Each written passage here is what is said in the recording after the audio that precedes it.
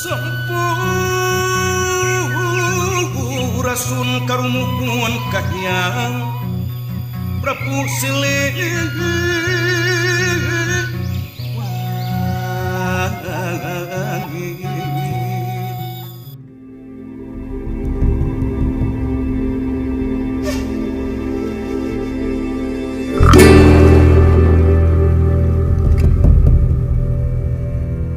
Prabu Siliwangi adalah nama kebesaran seorang raja di tanah Sunda yang namanya terkenal ke seantero negeri sejak dahulu hingga kini.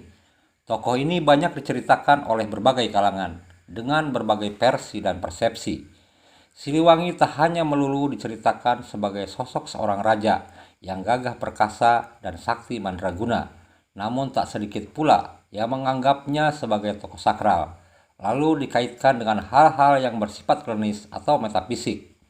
Bahkan kerap kali sosok Prabu Siliwangi itu diyakini dapat menjelma menjadi seekor harimau. Namun kali ini saya tidak akan membahas tentang itu, namun akan membuka sebuah tabir sejarah tentang siapakah sejatinya Prabu Siliwangi.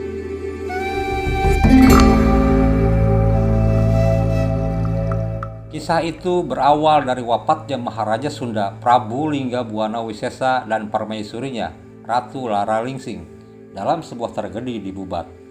Konon sang Prabu Linggabuana meninggal karena mempertahankan harga diri kerajaan Sunda sebagai kerajaan besar dan bebas dari predatori kerajaan manapun, sekalipun dari Majapahit yang saat itu sedang berjaya di bumi Nusantara.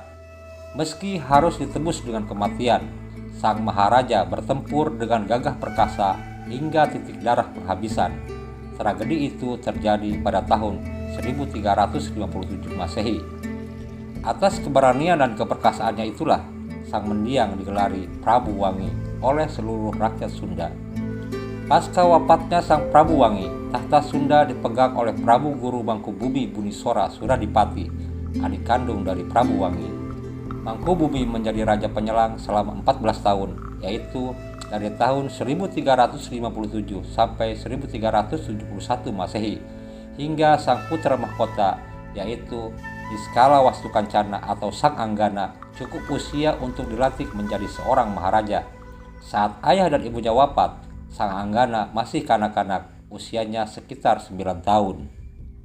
Di usia sekitar 23 tahun, Sang Anggana dilantik menjadi seorang maharaja berkedudukan di Keraton Surawisesa Kawali. Sang Bunisora menyiapkan pelantikan itu dengan mewah dan besar-besaran. Hal itu dibuktikan dengan dibuatnya mahkota baru yang indah dan artistik berbahan emas permata, yaitu mahkota Binokasi Sang Hyang Pake. Mahkota itu adalah sebuah simbol mengukuhkan diri orang Sunda bahwa kerajaan Sunda adalah kerajaan besar, berwibawa dan kehidupannya sejahtera. Simbol itu kemudian tidak hanya sebatas simbol, namun berwujud nyata pada saat Sang Anggana atau Prabu Niskala Wastukancana berkuasa selama lebih dari 100 tahun. Di era kepemimpinan Prabu Niskala, kerajaan Sunda mengalami puncak kejayaannya. Hal itu ditandai dengan meningkatnya taraf kesejahteraan rakyat Sunda dan nyaris tidak ada lagi rakyat miskin, yang disebabkan oleh melimpahnya hasil pertanian dan meningkatnya aktivitas perdagangan di tanah Sunda. Era itu disebut Gemuh Pasundan. Ungkapan bahagia tentang kejayaan itu dipahat dalam prasasti-prasasti yang hingga kini berada di Astana Gede Kawali Ciamis. Dalam dua prasasti bahkan dipahat sebuah simbol Cakra Padma Haturwangi atau dikenal juga Cakra Galuh, yaitu sebuah simbol berbentuk lingkaran dengan garis lintang 4 penjuru mata angin, dan di setiap ujung garisnya diberi gambar bunga teratai mekar 3 kelopak. Dalam prasasti tertuang juga pesan bagi penerus Prabu Niskala Wastukancana kelak, agar setidaknya memegang teguh dua hal saat memimpin, yaitu pakena gawe rahayu pakeun heubeul jaya dina buana, lakukan perbuatan baik agar lama berjaya di dunia, dan pakena kereta bener pakeun nanjeur najuritan, pakailah jalan yang baik agar menang dalam perang. Kedua pesan tersebut dipahat dalam dua prasasti yang berbeda. Karena kemahirannya memimpin kerajaan Sunda, kemudian Prabu Niskala Wastukancana digelari Prabu Wangi Suta, yang maknanya seorang raja yang melanjutkan kejayaan atau kewangian pendahulunya, yaitu ayahanda Prabu Linggabuana. Prabu Niskala Wastukancana bertahta selama 104 tahun, yaitu dari tahun 1371 sampai 1475 Masehi. Sebelum kita lanjutkan bedah sejarahnya, kita buat sebuah rangkuman inti dari paparan saya tadi, yaitu Prabu Wangi adalah gelar untuk Prabu Linggabuana Wisesa, dan Prabu Wangi Sutah adalah gelar untuk Prabu Niskala Wastukancana. Namun sebelum kami memulai pembahasan, ada baiknya Kisanak dan Nisanak meluangkan waktu sejenak untuk menekan tanda subscribe dan menghidupkan tanda lonceng. Tindakan sederhana Anda merupakan dukungan nyata bagi kami agar terus hadir berbagi wawasan kesejarahan di Nusantara dan memperkaya hasanah pengetahuan dari berbagai perspektif. Selanjutnya, setelah Prabu Niskala Wastukancana wafat, tahta kerajaan Sunda dibagi menjadi dua wilayah kerajaan, yaitu Kerajaan Sunda dan Kerajaan Galuh. Tahta Raja Sunda dipegang oleh putra Prabu Niskala dari permaisuri Nyai Lara Sarkati, yaitu Sang Haliwungan atau Prabu Susuk Tunggal. Wilayah kekuasaannya meliputi sebelah barat Sungai Citarum hingga wilayah ujung kulon, beribu kota di Pakuan. Istananya bernama Pajajaran atau Keraton Sri Bima Narayan Madura Suradipati. Tahta kerajaan Galuh dipegang oleh putra Prabu Niskala dari permaisuri Dewi Mayangsari, putri dari Buniswara Suradipati, yaitu Prabu Dewa Niskala atau Rahyang Ningrat Kancana. Wilayah kekuasaannya sebelah timur Sungai Citarum hingga ke wilayah Dieng dan Pagaluhan, dibatasi Sungai Cipamali dan sisi barat Sungai Bagawanta. Beribu kota di Kawali, istananya bernama Keraton Surawisesa.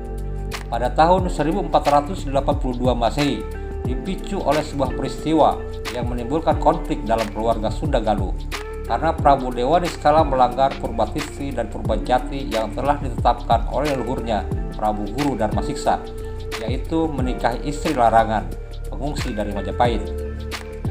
Tahta kerajaan Galuh diserahkan kepada Sang Pemanah Rasa atau Aji Jayadewata dengan gelar Prabu Dewata Prana. Efek dari peristiwa itu pula, nyaris bersamaan Raja Sunda Prabu Haliwungan menyerahkan tahtanya kepada Sang Pemanah Rasa atau Aji Jayadewata. Selain keponakan, Sang Pemanah Rasa adalah menantu dari Sang Haliwungan karena menikahi putri sulungnya yang bernama Ketering Manik Mayang Sunda. Dengan demikian, wilayah kerajaan Sunda dan Galuh dipersatukan kembali di bawah kekuasaan Sang Pemanah Rasa yang kemudian bergelar Sri Baduga Maharaja Prabu Aji Jayadewata. Karena mampu mempersatukan kerajaan itulah gelar Prabu Siliwangi berawal mula.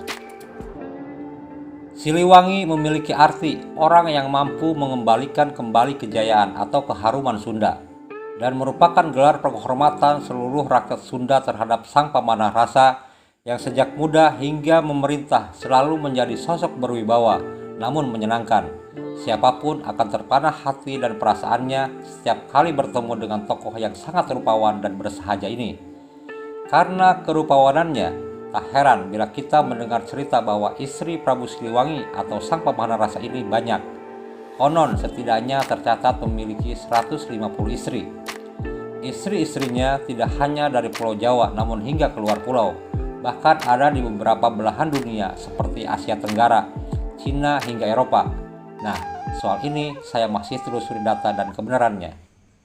Kembali ke gelar Siliwangi, mari kita review dan rangkum kembali paparan dari awal tadi, yaitu Prabu Wangi adalah gelar untuk Prabu Linggabuana Wisesa, dan Prabu Wangi Sutah adalah gelar untuk Prabu Niskala Wastukancana, sedangkan gelar Prabu Siliwangi untuk Sri Baduga Maharaja Prabu Aji Jayadewata atau Sang Pemanah Rasa, cucu dari Prabu Wangi Sutah. Setelah ketiga raja sudah di atas, adakah penerusnya yang menggunakan gelar-gelar tersebut?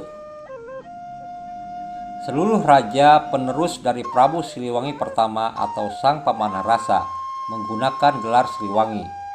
Namun hanya keturunan dari permaisuri Ketering Manik Mayang Sunda yang berkuasa di Pakuan, yaitu Prabu Surawisesa sebagai Siliwangi II yang berkuasa dari tahun 1521 sampai 1535 Masehi. Prabu Ratu Dewata sebagai Siliwangi III yang berkuasa dari tahun 1535 sampai 1543 Masehi. Prabu Ratu Sakti sebagai Siliwangi IV yang berkuasa dari tahun 1543 sampai 1551 Masehi. Prabu Ratu Nilakendra sebagai Siliwangi V yang berkuasa dari tahun 1551 sampai 1567 Masehi.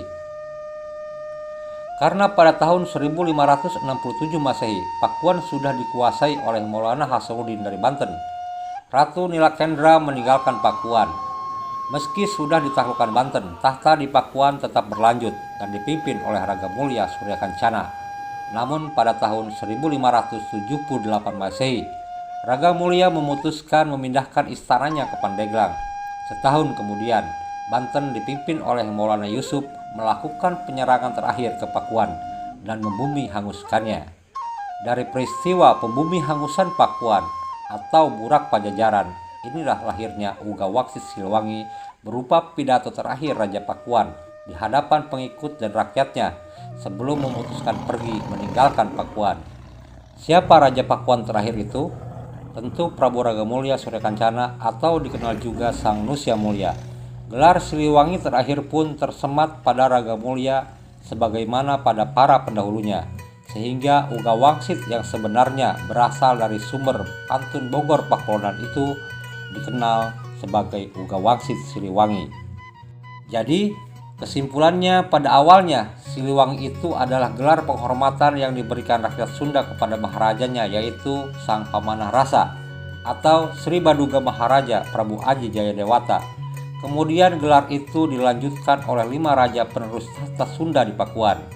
Pemberian gelar Siliwangi kepada kelima raja Pakuan tersebut belum diketahui apakah gelar kehormatan dari rakyatnya ataukah mereka menggelari dirinya sendiri sebagai Prabu Siliwangi 2-6. Oleh karenanya, bagaimanapun latar belakangnya, Raja Sunda di Pakuan yang bergelar Prabu Siliwangi ada 6 orang, yaitu Prabu Siliwangi I Sang Pamanah Rasa, Prabu Siliwangi II Surawisesa, Prabu Siliwangi III Ratu Dewata, Prabu Siliwangi IV Ratu Sakti, Prabu Siliwangi V Nilakendra, dan Prabu Siliwangi Pamungkas Raga Mulia Surya Kencana.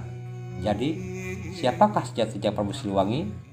Tentu Sang Pamanah Rasa atau Prabu Aji Jayadewata. Baakeun jantaratan katampian kesan mandi, kaleuwih sifat tahunan leuwih nu ngaruncang diri-diri anu sakiwari. Rek muru lulurung tujuh ngaliwat ka Pajajaran pongan hayang pulang anting. Padung dengan jeung usikna pancikan pun sapung.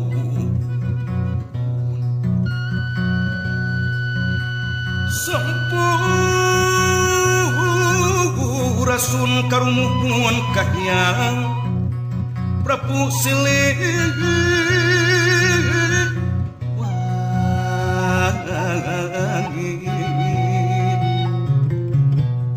Numur padi Pajajaran Pangauban siri